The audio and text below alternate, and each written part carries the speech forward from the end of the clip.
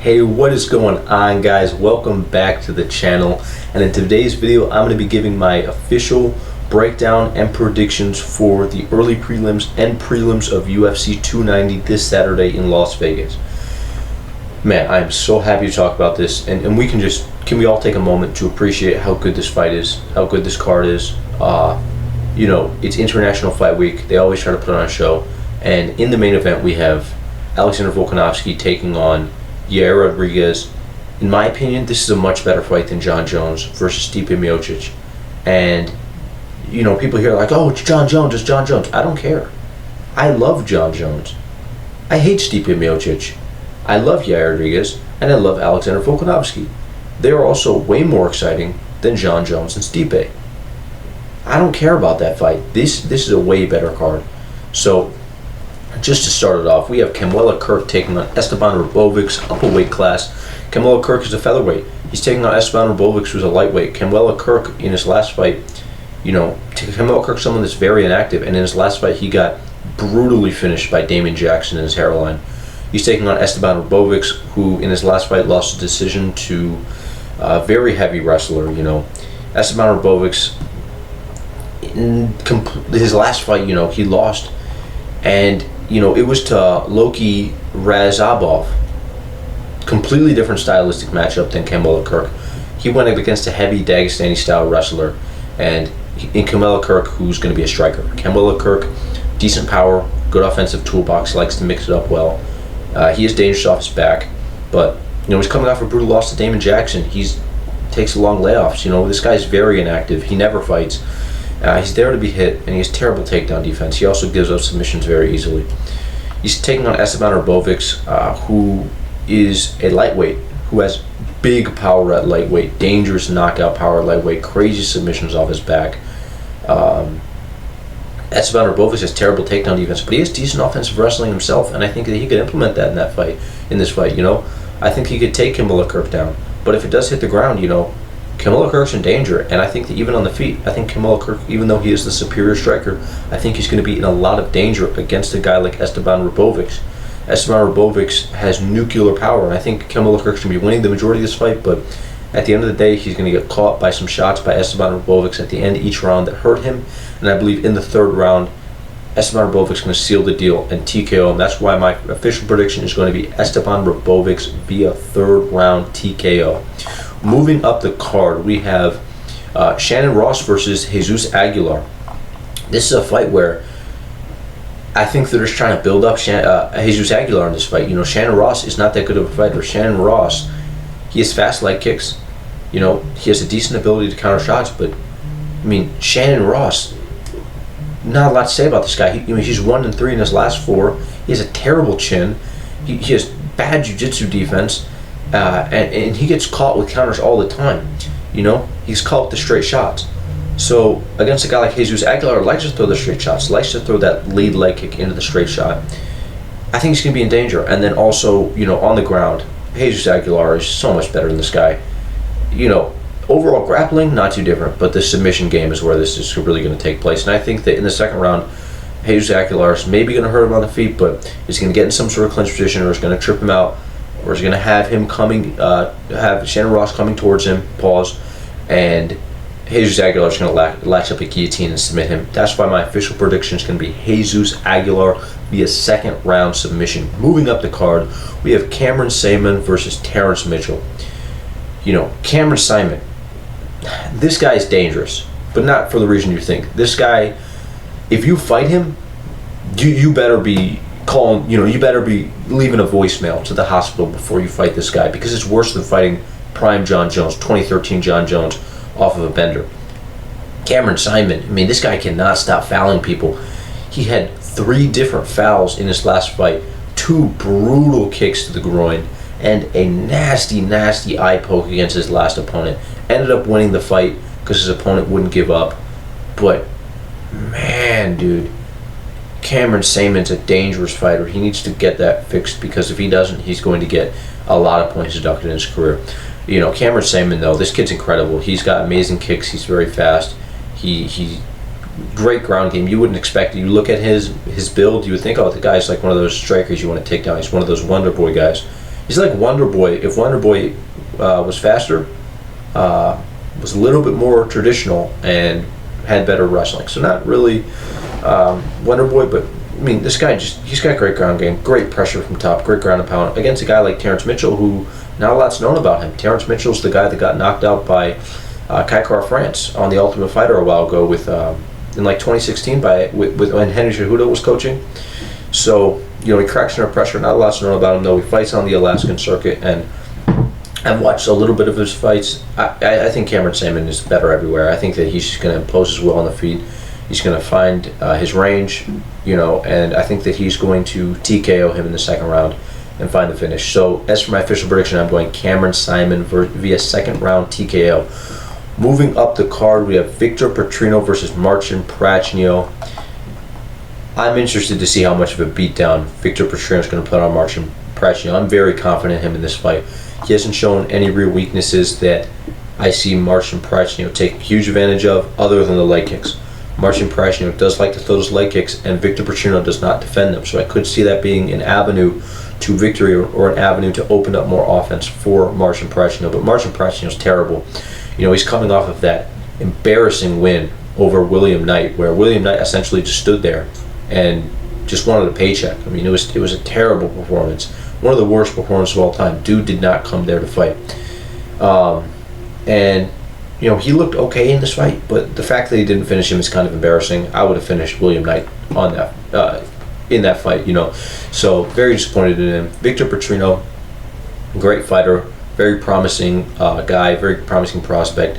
Very interested to see where he goes in the future, and he's very fast, and he's got good power. He's very, very strong, very physical, and he's good cardio as well. So I think that this is going to be a stand-up fight. I think Marcin Prachnio is going to look to land the leg kicks on him, but I think Victor Petrino is going to find the chin. And Marcin Prachnio, 2 fights ago, gassed in 7 minutes. He had 7 minutes of cardio in his last fight, or 2 fights ago. So you can talk about how he had decent cardio in the William Knight fight, but he was able to dictate where the fight went in the William Knight fight. He was able to dictate the pace, so I think that played a huge role in it, and he's not going to be able to do that in this fight, so I think he's going to get TKO'd. That's right. That's for my official prediction. I'm going Victor Petrino via second round TKO. Could happen in the first round, but I think Marcin Prachnio is going to weather the first round. I think he's going to get caught. He's going to be decently competitive, and then the second round, he's going to be gassed. He's going to be tired. There's going to be some grappling up against the fence, and I think it's really going to take its toll on him. He's going to get TKO'd after he's gassed out. Moving up the card, we have Tatsuro Taira versus Edgar Chairez. I'm so excited for this fight. Tatsuro Taira, always a pleasure to watch him fight. He's got a crazy submission game, very young. One of the best, he has some of the best wrestling timing of all time. He shoots takedowns at the perfect time. Ducks under shots very well into the takedowns. Very high grappling IQ. The triangle into armbar that he got, I believe, in his last fight against Jesus Aguilar, who's on this card, was phenomenal. It literally looked like the triangle that Habib got on Justin Gaethje. It was so good. This kid's phenomenal. He's going places. He's a little bit of suspect striking. We haven't seen a lot of it. He has very suspect striking defense, but I think this is going to be a fight where it goes to the ground very quickly, because Edgar Chairez is not someone that defends takedowns very easily. He's someone that's very easy to take down. He is dangerous off his back, but Tatsuro Taira, I think he's going to be better everywhere the fight goes on the ground. On the feet, I think that Edgar Chairez is the better striker, and I think he could take advantage of that. We don't really know a lot about Tatsuro Taira's striking, but it didn't look too good in some of his recent fights right when the fight started. So, it looked okay. Not the best defensively. He looks mid. Offensively, he looks fine though. So, I'm interested to see what happens. But I think that Tatsuro Taira is going to take him down, just kind of wear on him, grind on him in the first round. In the second round, I think he's going to take him down again, and Edgar Chairez is going to give something up. I think Edgar Chairez is going to be looking for submissions off his back. He's not going to get them. He's going to get discouraged, and I think it's Tatsuro Taira is going to find that submission. So my official prediction is Tatsuro Taira via second round submission. Moving up the card, we are finally to the prelims. No longer in the early prelims. We have Jimmy Crute taking on Alonzo Menifield for the second time.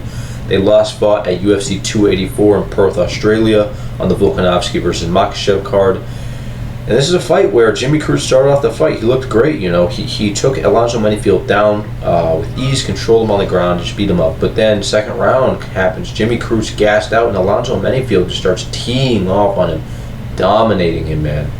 And you know, I think that Alonzo Menifield has superior cardio. Maybe, you know, Jimmy Crute did grapple a lot, so that definitely played a role. So at least for their styles, Alonzo Menifield lasts longer than Jimmy Crute. Alonzo Menifield has the better chin. He has the better striking, much better defense. Jimmy Crute has some of the worst striking defense I've ever seen in my entire life. It's terrible. It's embarrassing. So, you know, it's very difficult to pick this fight because is Jimmy Crute going to get chinned? Is Alonzo Menifield going to pick his shots, or is Jimmy Crute going to go out there and just grapple him and just grind on him for 3 rounds? So very, very, very hard to pick this fight. But as for my official prediction, I'm going to go Jimmy Crute via unanimous decision. I think he's going to get this one done like 29-28, something like that. Very competitive fight. But I think he's going to get the better of those grappling exchanges, and that's where the fight's going to be for the majority of the time. I don't think he's going to blow his load as quickly in this fight. No homo. Pause. But moving up the card, we have Yasmin Yarogui versus Denise Gomes. And this is a fight where we have Denise Gomes, who's essentially just a worse version of Jessica Andrade, taking on Yasmin Yarogui, who in a lot of people's eyes is a rising prospect. I agree. Yasmin Yarogui is phenomenal. I mean, look at her fight 2 fights ago. 2 fights ago she fought Lasmin Lucindo, and she showed to have like Marab level cardio in this fight. It was crazy. She was throwing at one of the highest paces I've ever seen in my entire life, especially in a women's fight, which is usually uncommon. They're usually very stationary, but she was throwing with an incredible pace in this fight and didn't seem to gas at all. You know, she kept up a crazy pace, had great cardio in this fight, and was able to win the decision. It was a war. And then her last fight, she TKO'd Estela Nunes, just a dominant performance, better everywhere, you know what I mean? And then you have Denise Gomes. Mind you, Yasmin Yarogui is 10-0, and then you have Denise Gomes, who's 7-2, and she's coming off of a good win against a terrible opponent over Bruna Brazil. Bruna Brazil looked like she had seen a ghost. She had one of the worst game plans of all time going into this fight. She wouldn't use her range at all. She had her hands down. It almost looked like she wanted to get hit in this fight, but you know, Denise Gomes, she's just a worse version of Jessica Andrade. I don't really need to explain how she fights. If you know who Jessica Andrade is, you're going to know how Denise Gomes fights. It's the exact same way. They have similar builds, and she's terrible. So I'll just put it that way. Yasmin Yarogui does walk into shots, but I think she has the better chin. I think that she has a much better striking advantage. I think she's better on the ground as well. I think she can have a grappling advantage, a striking advantage. I think she can mix it up, maybe, but I think that she's just going to outstrike her and eventually TKO her in the 3rd round. Could go to decision, but as for my official prediction, I am going Yasmin Yarogui via 3rd round TKO. Risky pick, I know, but I'm going with it. Moving up the card, we have a fight that I'm very disappointed to talk about, because that fight's going to be Jack Della Maddalena versus Josiah Harrell. It was supposed to be Jack Della Maddalena versus Sean Brady, but Sean Brady pulled out due to infection. Just terrible news, man. I was so excited to see that fight, so excited to see Jack Della Maddalena tested, and now he's fighting someone who's worse than his previous opponents. So we're not really going to see a lot out of this fight, not really a lot to talk about. You know, Josiah Harrell, not really a good fighter. You know, he's being elevated off of taking someone down, like, and shooting a takedown, and you know, they like go through the cage wall or whatever, the cage door opens, but the cage door just wasn't latched on properly. He sucks. He's like a way worse version of Sean Brady with a way worse fight IQ, pretty much. This guy's terrible. You know, I think Jack Della Maddalena is going to TKO him in the 1st round, and I don't know exactly how it's going to happen. It could be with a straight shot, it could be with a hook, an uppercut, doesn't matter. Jack Della Maddalena is going to TKO him in the 1st round. So for my official prediction, I'm going Jack Della Maddalena via 1st round TKO. this is going to be a very dominant beatdown. It's going to be one-sided. It's going to be vicious to watch. If you're Josiah Harrell, don't bring your family to this fight. Moving up the card, it's the final fight on the prelims, and it's honestly so disappointing that this isn't on the main card, but somehow, Bo Nickel is on the card. Bo Nickel versus Val Woodburn is on the main card, but Nico Price versus Robbie Lawler and Robbie Lawler's retirement fight isn't on the main card. That's embarrassing. If I'm the UFC, I would be embarrassed.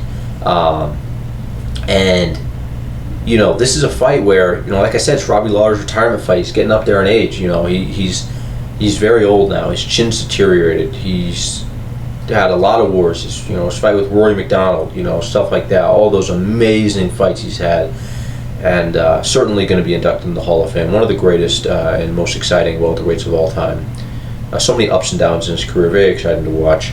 Robbie Lawler, what can I say about this guy? He's great head movement, dangerous power, and he's a very offensive and solid offensive boxer. He can mix it up well. But just like any boxer, he's heavy on that lead leg, doesn't check leg kicks too well. And most importantly, the biggest flaw in his defensive game is when you start to put volume on him, he'll just shell up. He won't throw back. He'll just kind of shell up and roll with the punches, won't really do anything to return strikes. And against a guy who has a lot of volume like Nico Price, a lot of output like Nico Price, that could be a very big issue for him. He also does not deal well with elbows in tight, as shown by Brian Barberino. What can I say about Nico Price? Great output. He mixes in the kicks well, but the kicks don't really have any power on them. He has deceptive power in his hands. He has the ability to crack people, and you wouldn't think it because he hits you and it's like it doesn't do any damage, but then he hits you that one time with that good shot, and it's like, Price's weaknesses, man. He cannot defend straight shots to save his life. He has a very low fight IQ, and his kicks are very easy to catch. He walks into counters as well. This is a very hard fight to pick because, if Robbie Lawler can weather the storm, then I think Robbie Lawler's going to TKO Nico Price badly. But if Nico Price weathers the storm, I think Nico Price is going to TKO Robbie Lawler badly. So this is a very difficult fight to pick. Man, I don't really know who to go with here. But, put a gun to my head. I'm going to have to go Nico Price. He's the younger fighter. I think he's going to weather the storm. I think he's going to be moving a lot. I think he's going to put volume on Robbie Lawler. And it's like once you crack Robbie Lawler once, he'll just keep rolling with the punches until he's eventually finished. So I think that Nico Price is going to get hurt badly early. I think Nico Price does not have a good chin at all. I think that Nico Price is going to get hurt badly early. I think Robbie Lawler is going to be putting on the punches. Just kind of same thing as Brian Barberino. But I think that eventually Nico Price is going to find his shot, and that one shot, Robbie Lawler is never going to recover from, and he's just going to keep adding on to the damage, inflicting more damage. So as for my official prediction, I'm going Nico Price via second round TKO. This is going to be a fight that's very painful to watch. If Robbie Lawler wins, I'm going to be very excited, but if he loses in the way I think he's going to, I'm going to be very sad about this. I love Robbie Lawler. It's always sad to watch him lose, but he's getting up there in age. I think he should have retired a while ago, but that's it. That's my official prediction, I guess. This is painful to talk about, guys. I hope you understand. I love Robbie Lawler. He's someone I love watching. I've watched him for years, but man, yeah, I really, really hope he does not get TKO. But that's my official prediction, guys, for the early prelims and prelims. My main card predictions video is going to be dropping later today. I hope you guys watch that. I also hope you guys like and subscribe to my channel, and I hope you guys can go comment down below. That would mean the world to me. I hope you guys enjoyed the video, though. I put a lot of work into this. I probably spent like 10 to 15 hours, studying footage and, breaking down fighters, listening down their strengths and weaknesses. I kind of overstudied for this. Like, the amount of information that I'm actually using in these videos isn't as much as the information that I have listed and written down and learned. Like, I was watching hours of tape on like each guy. It was an hour of tape on each guy. It was terrible, man. I was doing so much work, staying up late at night. But I hope you guys enjoyed this. This was very hard to make. This was a very difficult video to make. Took a lot of hard work to get here. and I'm very excited that I made this channel. I'm very happy that I did, and I hope you guys are enjoying the content, man. Let me know down below, though. Like, subscribe, comment, all that good stuff. Turn on notifications, and I will see you guys all in the next one.